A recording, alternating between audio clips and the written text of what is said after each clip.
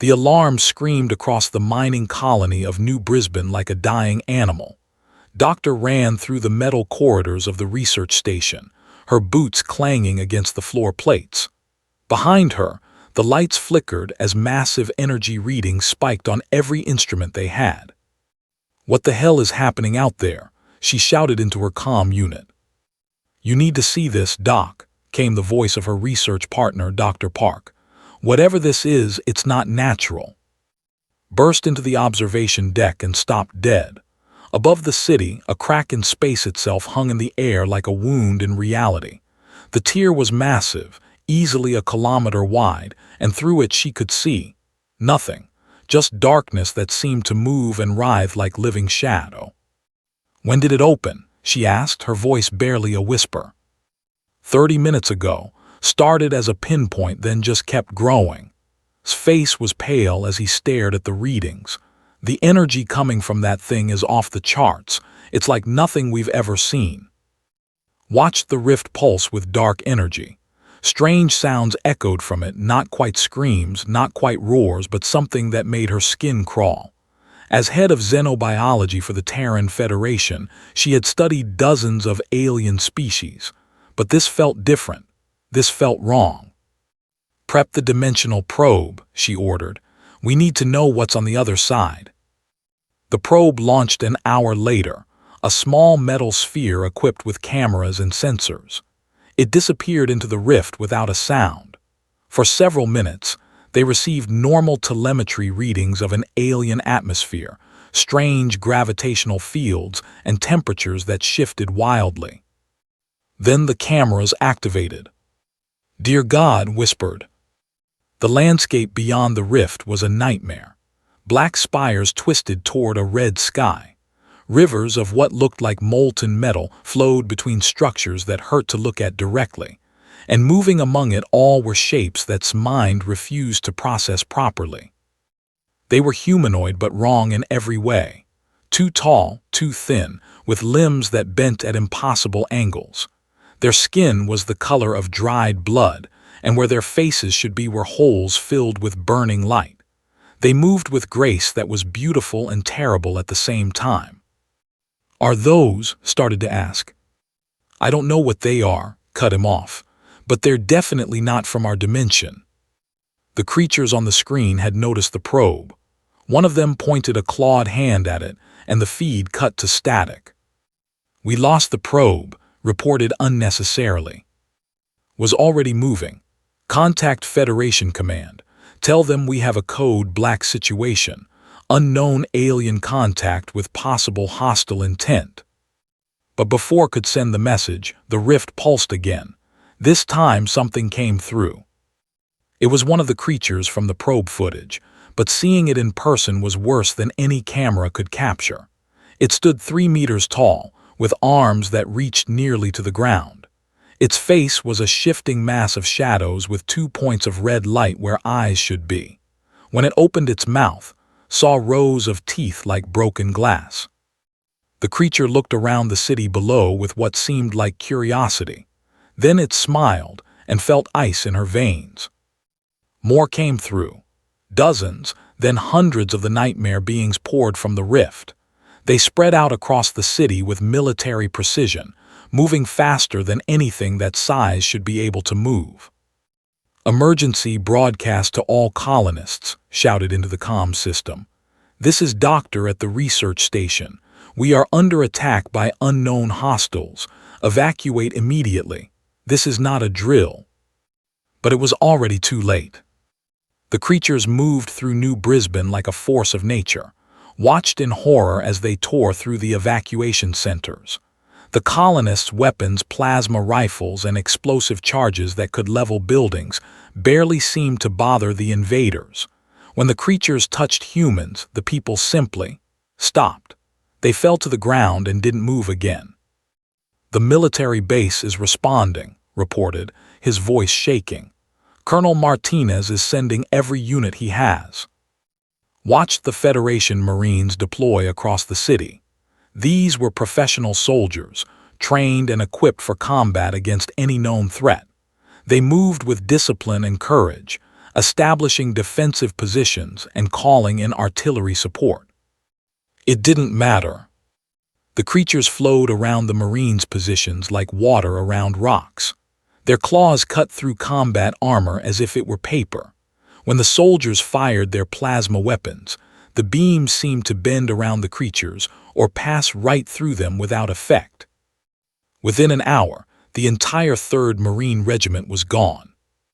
One of the creatures, larger than the others and wearing what looked like armor made of bone, appeared on every screen in the city.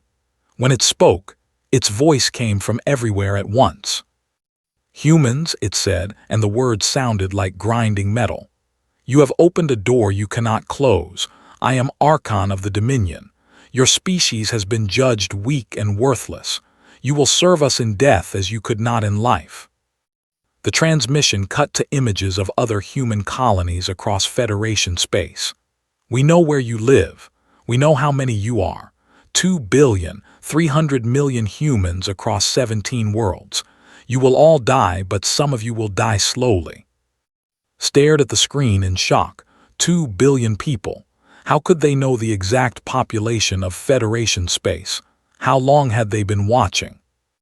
"Your weapons cannot harm us," continued. "Your soldiers die like insects before us. You have no magic, no gods to protect you. You are nothing but meat that thinks it is important." The screen showed scenes of massacre across New Brisbane. The creatures moved through crowds of fleeing colonists without urgency, killing with casual efficiency. They seemed almost bored by how easy it was. "Look upon us in despair," said, "for we are your end." The transmission ended, leaving and alone with the static of dead comm channels. Outside, New Brisbane burned under the light of the alien rift. 2 million colonists were dead or worse, and these creatures, these demons, were spreading across Federation space.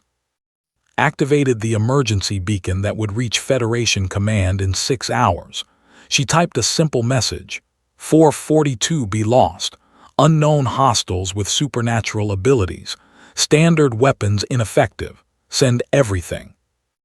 As she sent the message, she wondered if anything in the Federation arsenal could stop creatures that seemed to exist outside the normal laws of physics. The future of humanity suddenly looked very dark indeed. Admiral Sarah stood in the war room of Federation Command, staring at the tactical display with cold eyes. Red markers showed demon attacks across 7 star systems. Each marker represented millions of dead civilians and destroyed colonies. In just 5 days, humanity had lost more people than in all previous wars combined. "Status report," she ordered. General Brooks, head of Federation Marines, looked tired and defeated. "We've lost contact with the 6th, 9th, and 12th Marine Divisions. The demons are spreading faster than we can track them. Our weapons—" He paused, struggling with the words. "Our weapons don't work, Admiral. Plasma fire passes right through them. Explosions barely slow them down." "What about the research teams?" asked. Dr. Singh from the Science Division stepped forward. "We're analyzing the footage from 442B. These entities appear to exist partially outside normal space-time. They use principles we don't understand, what we might call magic for lack of a better term." Had commanded Federation forces for 15 years. She had fought pirates, hostile aliens, and rogue AI systems. But this was different. This was an enemy that broke every rule of warfare she knew. "Options?" she asked. "We could evacuate the outer colonies," General Brooks suggested.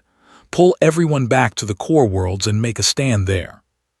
"That would mean abandoning 6 billion people," said flatly. "Not acceptable."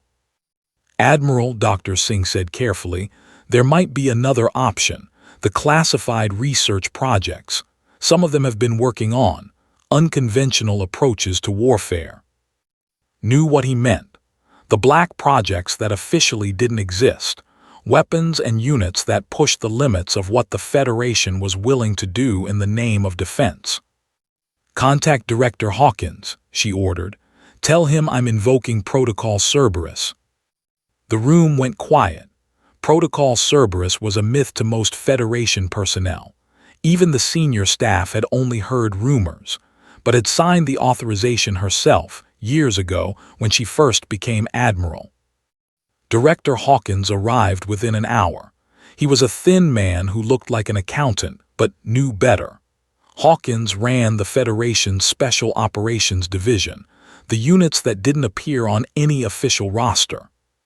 "You want to deploy the Spec Ops teams," he said without preamble. It wasn't a question. "Can they handle this?" asked. Hawkins considered the question seriously. Standard military doctrine says no, but Spec Ops isn't standard military. These people were selected and trained for situations exactly like this. Impossible enemies, overwhelming odds, wars that can't be won with normal soldiers. He activated a showing files marked with the highest security classifications. 12 battalions. Each one specializes in different types of extreme warfare, psychological operations against non-human minds, combat in environments where physics doesn't work normally, fighting enemies that exist outside standard reality. The first file showed a man in his 40s with scars covering half his face. Colonel Harrison, commanding officer of the 13th Battalion. His people call him Reaper. Before Spec Ops, he fought in the insurrection. Single-handedly held a position against 500 rebels for 3 days. Studied the file. Harrison's record was impressive, but fighting human rebels was different from fighting demons. "What makes him special?" she asked. "Read the psychological evaluation," Hawkins said. Scrolled through the document. Words and phrases jumped out at her. Complete absence of fear response. Adapts to extreme stress by becoming more efficient. Views combat as a puzzle to be solved rather than a life-or-death struggle. "He's a sociopath," she said. "He's exactly what we need," Hawkins corrected. "All of them are. You can't fight nightmare creatures with normal people, Admiral. Normal people have normal human reactions: fear, panic, the inability to process what they're seeing.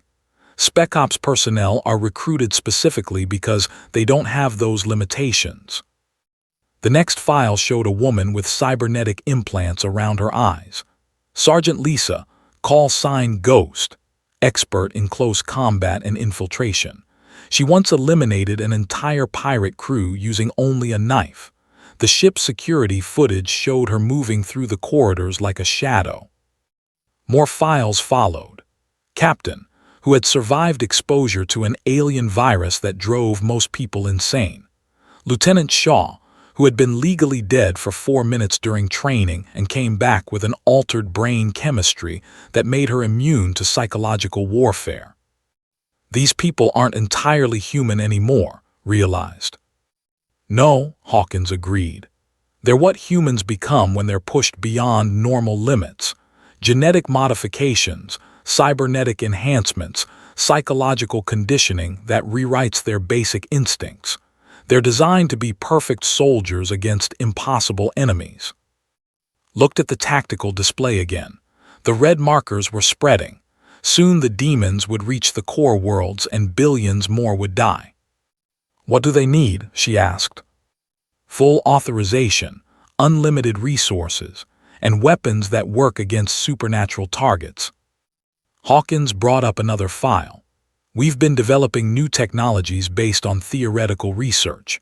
Plasma weapons tuned to specific electromagnetic frequencies that seem to affect entities. Armor incorporating cold iron, an element that old Earth folklore claimed could harm supernatural creatures." "You're telling me we're going to fight demons with fairy tale weapons?" "I'm telling you that sometimes old superstitions contain grains of truth. Our scientists have discovered that certain metals, when properly prepared, can interact with entities that exist partially outside normal space. We've also developed monomolecular blades forged from. They can cut through anything, including creatures that don't entirely exist in our reality." Made her decision. "Deploy them all, every Spec Ops unit we have." "Admiral," General Brooks protested, "these people are unstable. Some of them barely qualify as human anymore. Are we sure we want them representing the Federation? Turn to face the General. Right now, General, humanity is facing extinction.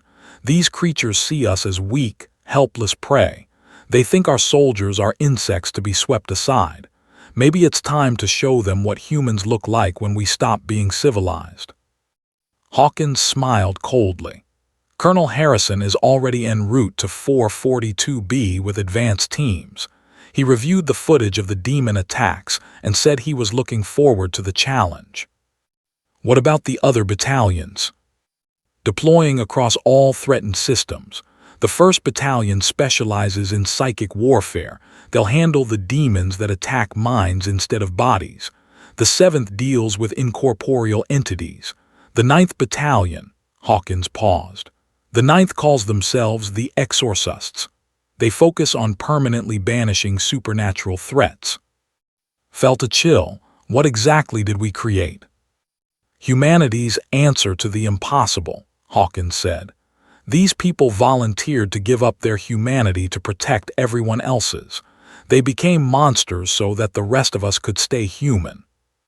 The tactical display updated, showing new markers as Spec Ops units deployed across Federation space. For the first time since the invasion began, felt something like hope. Send a message to all colonies, she ordered. Tell them help is coming. Tell them humanity isn't finished yet. As the staff dispersed to coordinate the deployment, remained staring at the display. Somewhere out there, Colonel Harrison and his people were preparing to face creatures from another dimension.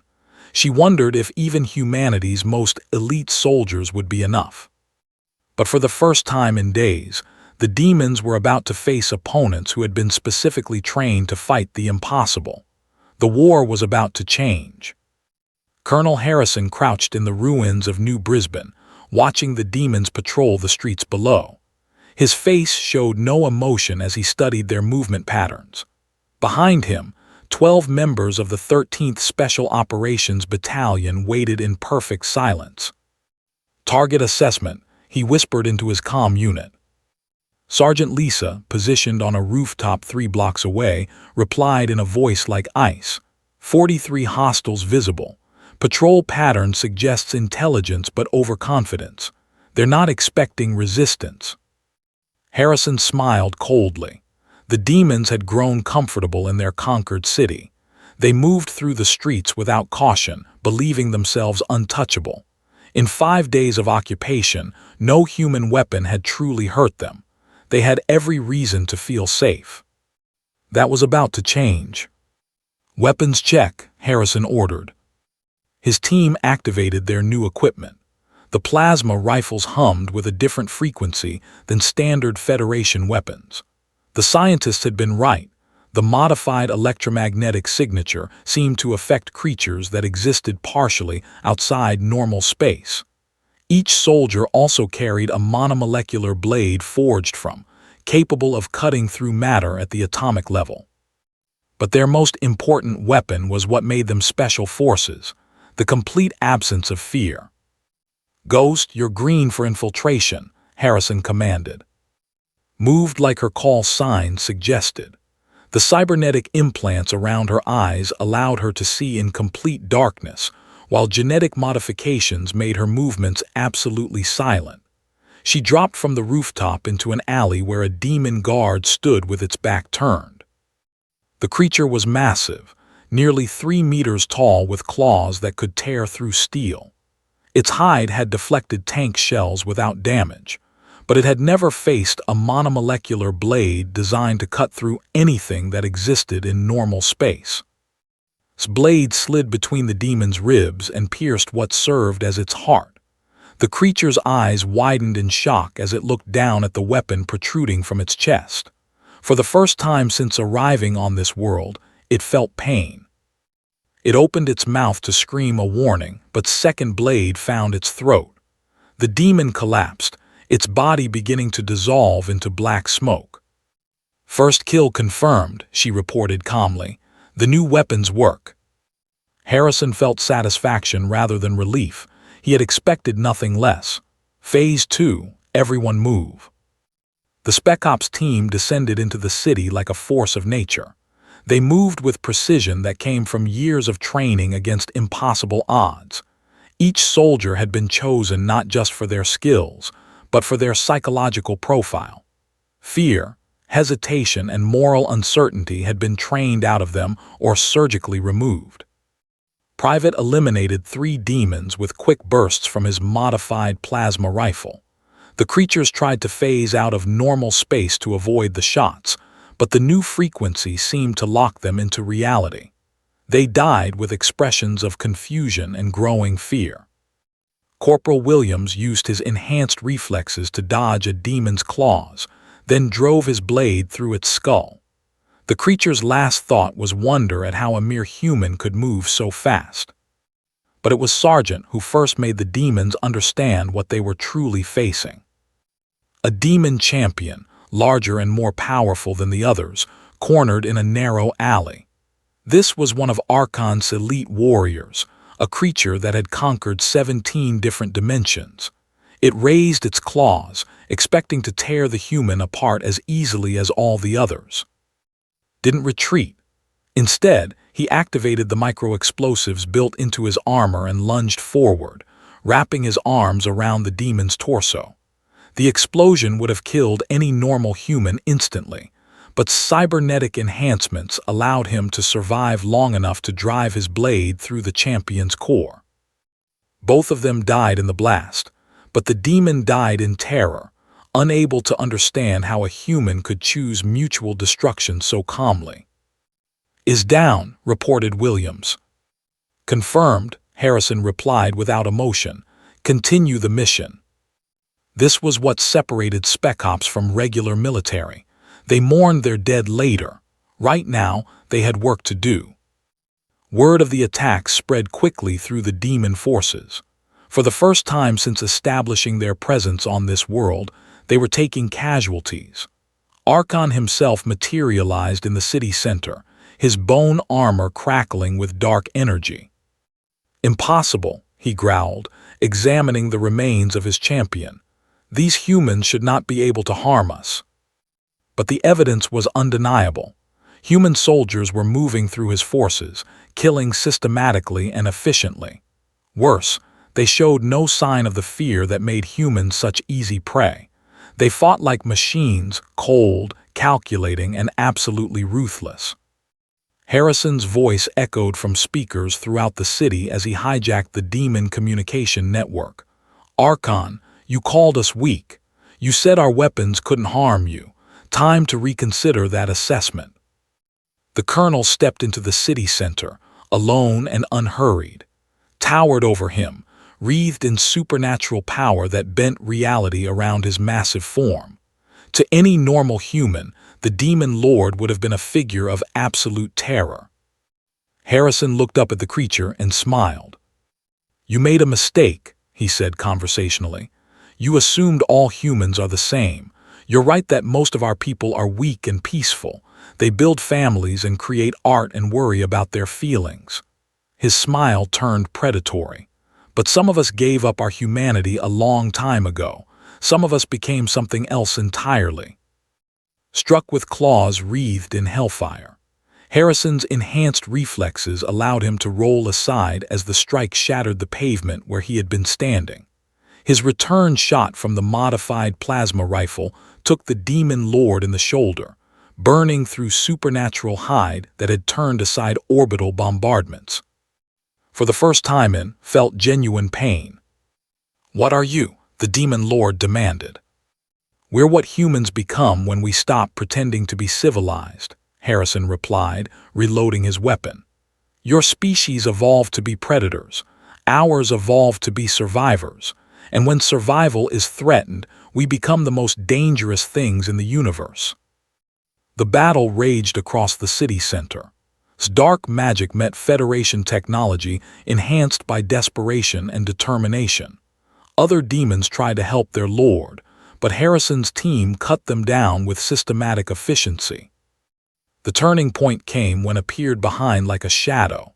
Her blade found the gap in his bone armor, sliding between supernatural plates to pierce the dark heart beneath. The demon lord's scream of rage and pain echoed across dimensions. But he wasn't finished. With a gesture, opened a portal back to his realm. "This isn't over," he snarled. "You have won a single battle, nothing more." "Run," Harrison said calmly, not lowering his weapon. "Tell your people what you learned here today. Tell them that humans have something you don't." "What's?" demanded. Harrison's smile was terrifying in its complete lack of warmth. "We have special forces." The demon lord vanished through his portal, followed by his surviving warriors. For the first time since the invasion began, human soldiers held ground that demons had claimed. As the Spec Ops team regrouped, reports came in from other battlefields. Similar victories were being reported across Federation space. The 1st Battalion had broken a demon psychic assault on Tau. The 7th had successfully banished incorporeal entities from the Vega system. The war was far from over, but the tide had shifted. Harrison looked up at the dimensional rift still hanging above the city. Through it, he could see movement in the dark realm beyond. More demons were gathering, preparing for the next assault. "Let them come," he said quietly. His team had proven that demons could bleed. Now it was time to show them how completely humans could win when they stopped holding back. The real war was about to begin. The dimensional rift above New Brisbane pulsed with dark energy as hundreds of new demons poured through. But these were different from the first wave. Where the initial invaders had been confident and casual in their brutality, these newcomers moved with careful precision. They had received reports from the survivors, and for the first time in their species' history, they approached a human world with caution. Archon stood in his fortress beyond the rift, studying tactical displays that showed his losses across 17 human worlds. In just 2 weeks, he had lost more warriors than in the previous 1,000 years of conquest. The creatures he had dismissed as weak prey were systematically destroying his forces. "Status report," he commanded. Subarchon Vex, his primary military advisor, hesitated before speaking. "The humans have deployed approximately 3,000 of their elite soldiers across 12 star systems. Our casualty ratio is..." He paused, struggling with numbers that should have been impossible. 47 to 1. Felt something he had never experienced before, doubt. How is this possible? They are merely humans. No magic, no supernatural abilities, short and weak bodies. "The survivors call them Death Bringers," Vex reported. "They fight without fear, adapt to our abilities instantly, and use weapons that can actually harm us. But more than that," he activated a holographic display showing combat footage. "They fight like us, like predators. Some of our warriors believe they are not truly human anymore." The footage showed a human soldier, the one called Harrison, single-handedly destroying a squad of demon warriors. His movements were precise and economical, wasting no energy on unnecessary actions. When a demon tried to use psychic attacks against him, Harrison's mind simply didn't respond the way a normal human mind should. The fear and confusion that psychic assault relied on weren't there. "They have turned themselves into weapons," realized. "Living weapons designed specifically to fight us." Across the human colony worlds, the war had indeed escalated beyond anything either side had initially imagined. The Federation had deployed all 12 Special Operations Battalions, each one adapted for different types of supernatural warfare. Major James led the 9th Battalion, the Exorcists, through the burning remains of Sigma Station. His team specialized in permanent banishment of demonic entities. Unlike the other Spec Ops units that simply killed demons, the Exorcists sent them back to their realm in a way that prevented them from ever returning. "Target acquired," reported Sergeant Park, pointing to a massive demon that was corrupting the station's power core. The creature was using dark magic to turn the fusion reactor into a gateway that would allow unlimited reinforcements to pour through. Nodded to his team. They moved with the same cold precision that marked all Spec Ops units, but their weapons were different. Ancient symbols were etched into their armor alongside high-tech displays. They carried both blades and weapons that looked like they belonged in a medieval arsenal. "Remember," said as they approached the target, "this isn't about killing. It's about sending a message to everything on the other side of that dimensional barrier." The demon noticed their approach and laughed, a sound like breaking glass. "More little humans come to die. Do you not understand that we are eternal? Even if you destroy our bodies in this realm, we will simply return from our own." "Actually," said calmly, "that's exactly what we're here to prevent." The exorcists attacked with weapons that combined Federation technology with principles that predated. The demon's hide, which had turned aside plasma fire and explosive shells, burned and smoked where their treated blades touched it. But more importantly, the creature's connection to its home dimension began to weaken. "What are you doing to me?" the demon screamed as blade found its core. "Cutting you off," replied. "See, we studied your species. We learned how you exist partially in your realm and partially in ours, and we figured out how to sever that connection permanently." The demon's form began to dissolve, but instead of returning to its home dimension, it simply ended. Its essence was scattered across space-time, unable to reform in any reality. Word of this new human capability spread quickly through the demon forces. It was one thing to be killed in battle. Death was temporary for their kind, merely an inconvenience that required time to recover from. But the humans had learned to destroy them completely, removing them from existence itself. For the first time, demons began to experience true terror. The war reached a new level of brutality when the 1st Special Operations Battalion, specialists in psychological warfare, turned the demons' own fear against them. Captain Sarah led her team into a demon-held research facility where captured humans were being tortured and studied. What her team found there changed the nature of the conflict forever. The demons hadn't been torturing humans for pleasure or sustenance. They had been trying to understand how creatures they considered inferior could fight so effectively against supernatural predators.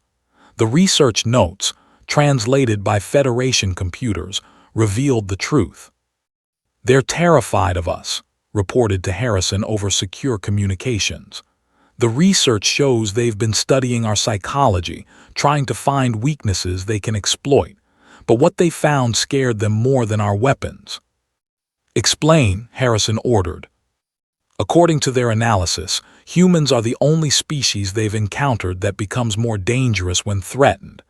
Every other race they've conquered became weaker under pressure, more afraid, easier to control.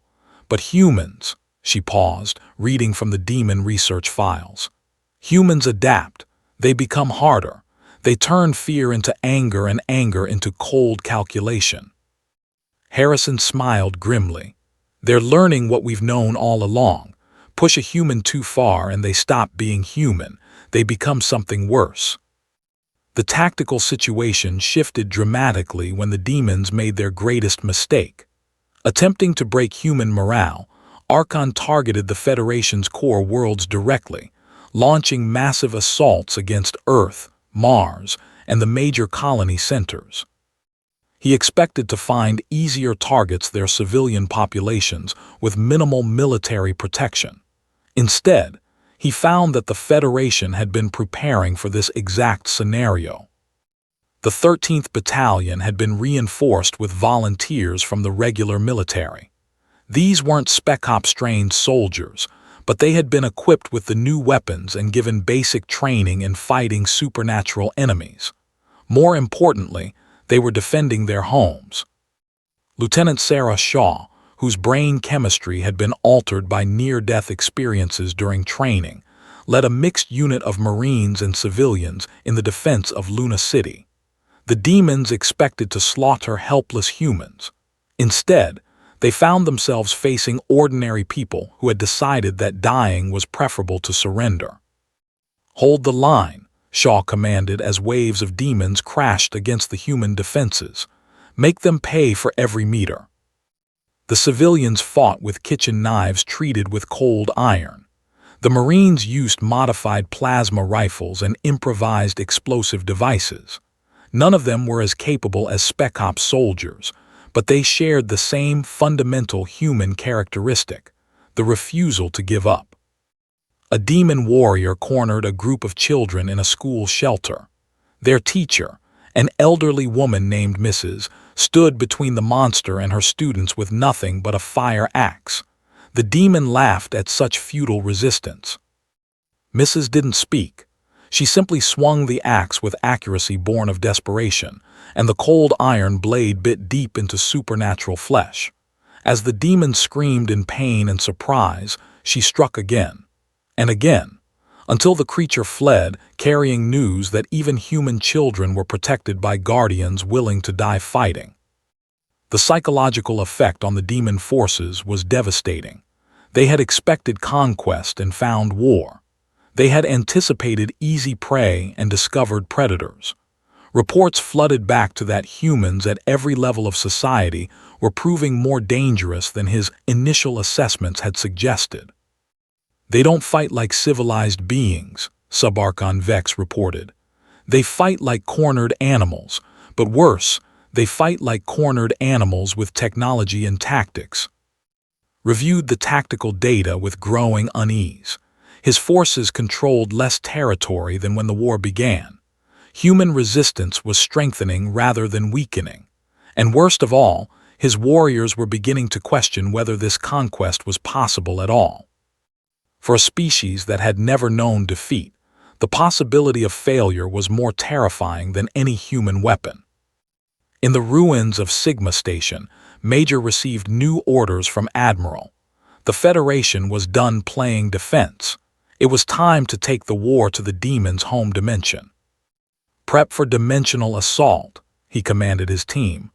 "We're going to show them what humans do to threats against our species." The war was about to enter its final phase, and the demons were beginning to realize they had awakened something far more dangerous than they had ever imagined. The dimensional rift above 442B had become a two-way battlefield. For the first time in their history, the demons found human soldiers pouring into their realm, bringing weapons and tactics designed specifically to function in a reality where physics operated by different rules. Colonel Harrison stood on the obsidian plains of the demon, watching his forces establish a beachhead in hell itself. The sky above was the color of dried blood, and the air burned his lungs with every breath. But the environmental suits developed by Federation scientists allowed his team to operate in this hostile dimension. "Perimeter established," reported Sergeant through the comm system. "Local demon forces are retreating to their fortress complexes." Harrison smiled coldly. Retreat was a concept the demons had never needed to learn before encountering human special forces. Now it was becoming their primary tactical response. Admiral's voice crackled through the dimensional communicator. "Status report, Colonel. We have 15 battalions through the rift and expanding our operational area," Harrison replied. "The demons are adapting to our presence, but not fast enough. They're still fighting the war they thought this was supernatural predators against helpless prey. They haven't accepted what we really are yet." What they really were was humanity's answer to the impossible. 12,000 soldiers who had volunteered to give up their humanity to protect everyone else's. They moved through the demon realm like a plague of efficiency, destroying everything that could threaten human space. The architecture of this dimension hurt to look at. Directly spires that twisted through angles that shouldn't exist, buildings that were bigger inside than outside, roads that led upward into empty air. But the Spec Ops soldiers adapted with the same cold precision they brought to every mission. Major led the 9th Battalion through a demon city, methodically destroying the summoning circles that allowed reinforcements to materialize. His team had learned to use the realm's twisted physics against its inhabitants, turning their own supernatural environment into a weapon. "Contact front," called Corporal Williams, as a squad of demon warriors emerged from a building that appeared to be carved from a single massive bone.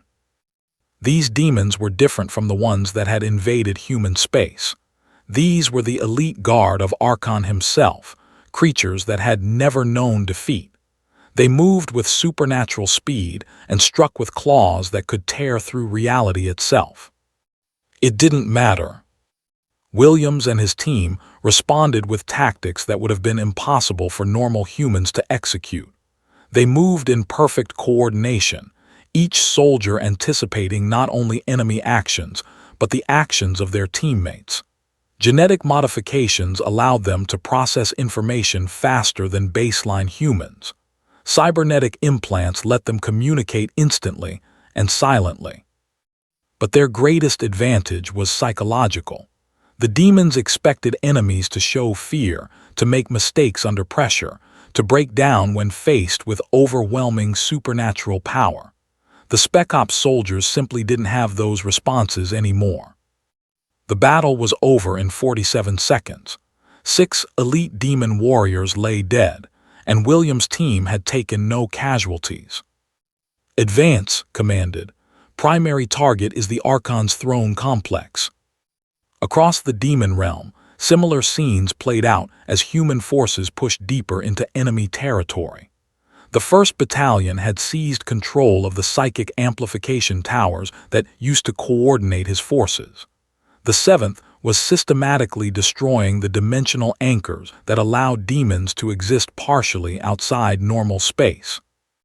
Most importantly, the exorcists were doing what they did best, making the destruction permanent. Every demon they killed was severed from the cycle of rebirth that had made their species effectively immortal. For the first time in millions of years, demons were facing true death. The psychological effect was devastating. Reports reached that his warriors were beginning to refuse orders, something that had never happened in the history of their species. Demons that had conquered entire galaxies were fleeing from humans they still considered inferior. "How many have we lost?" demanded of Subarchon Vex. 60% of our forces are dead or missing, Vex reported, his voice shaking. "The humans have weapons that work in our realm. They move through our territory like they belong here. And their leader," he paused, struggling with words, "the one they call Harrison, he's here in your personal domain demanding single combat." Felt rage and something else, something he had never experienced before. It took him a moment to recognize it as fear. "One human challenges me, in my own realm." "He's not alone," Vex added quickly. "But he's acting as if he is." He walked up to the main gate and announced that he was here to end this war personally. Through the twisted windows of his fortress, could see the humans standing in the courtyard below. Harrison looked small and fragile compared to the demonic architecture around him, but he waited with the patience of something that had already decided how this encounter would end. Descended to meet his challenger, his bone armor crackling with dark energy that bent space around him. This was his realm, where his power was absolute. Here, he could reshape reality with a thought and command forces that existed outside normal physics. Harrison looked up at the demon lord and smiled the same cold smile that had terrified supernatural predators across 3 dimensions. "You came to my realm," said, his voice echoing with otherworldly power. "Do you think your crude weapons will save you here?" "I didn't come here to fight you with weapons," Harrison replied calmly. "I came to show you something you've never seen before." "What?" Harrison's smile widened. A human who stopped pretending to be civilized. The battle that followed became legend in both realms. Struck with power that could shatter planets, but Harrison moved like death itself, inevitable, unstoppable, and absolutely without mercy. When the demon lord tried to use fear as a weapon, he found nothing to work with. When he attempted to break the human's mind, he discovered there was nothing left to break. Harrison had given up his humanity completely. He was what remained when you took a human being and removed everything except the will to protect his species. He was evolution's final answer to the question of what happens when survival is threatened.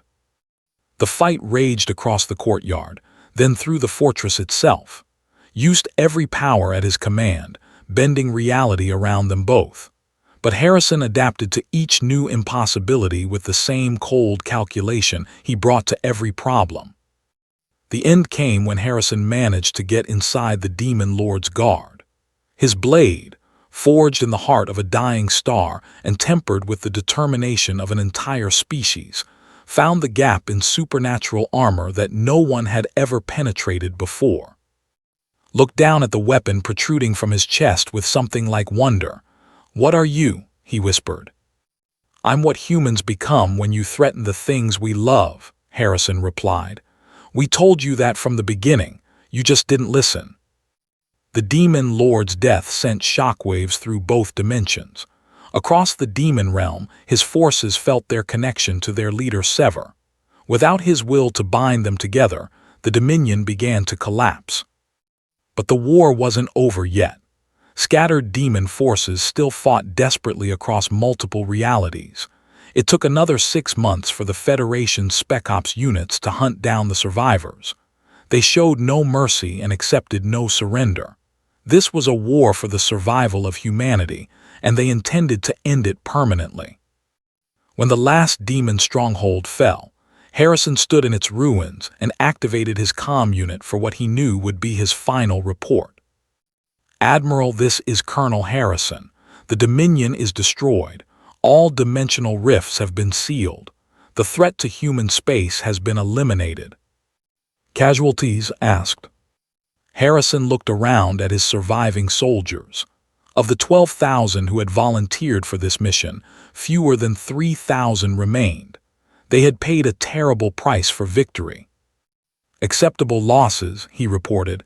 "Mission accomplished." Years later, across multiple dimensional realities, a new phrase entered the vocabulary of supernatural entities everywhere. "Beware the human special forces." The words became a warning passed down through generations of creatures that had thought themselves the apex predators of their respective realities. But in Federation space, humanity continued its expansion among the stars. The Spec Ops units remained active, training for threats that hadn't arrived yet but probably would eventually.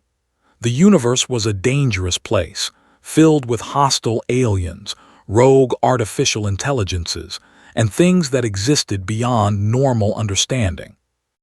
Whenever something threatened human space, the response was always the same.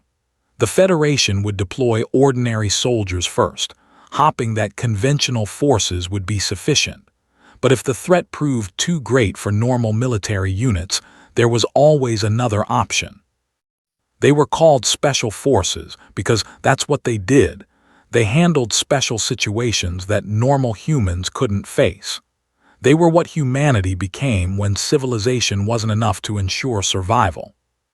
Colonel Harrison, now promoted to general, stood in the memorial hall where the names of every Spec Ops soldier killed in the Demon War were carved into walls of black stone. Thousands of names. Thousands of people who had given up their humanity to protect everyone else's.